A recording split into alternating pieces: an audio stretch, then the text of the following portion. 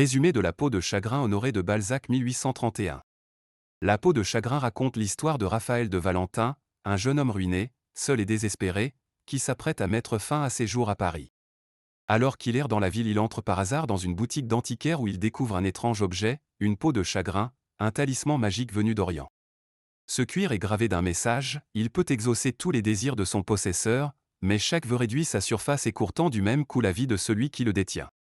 Malgré les avertissements, Raphaël accepte le pacte et formule un premier souhait, une nuit de plaisir.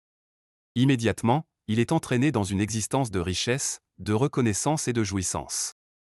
Grâce à la peau, Raphaël accède rapidement au pouvoir et au luxe, mais il comprend aussi que chaque désir, même involontaire, le rapproche de la mort. Il tente alors de ne plus souhaiter, de contrôler sa vie et ses pensées pour préserver sa durée de vie.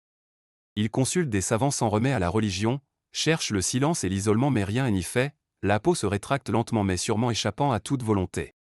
En parallèle, Raphaël est hanté par le souvenir de Pauline, une jeune femme douce et aimante qu'il a autrefois négligée au profit de la société brillante et frivole. Lorsqu'il retrouve Pauline, un amour profond renaît entre eux, mais le bonheur lui est devenu fatal. Chaque émotion, chaque moment de joie avec elle réduit le talisman.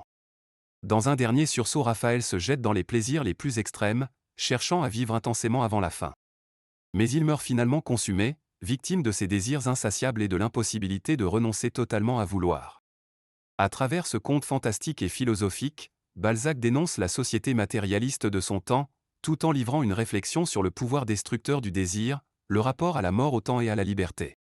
La peau de chagrin mêle le réalisme social, le fantastique et la tragédie intime pour poser une question universelle: que reste-t-il d'un homme qui veut tout de suite sans accepter les limites de sa propre vie?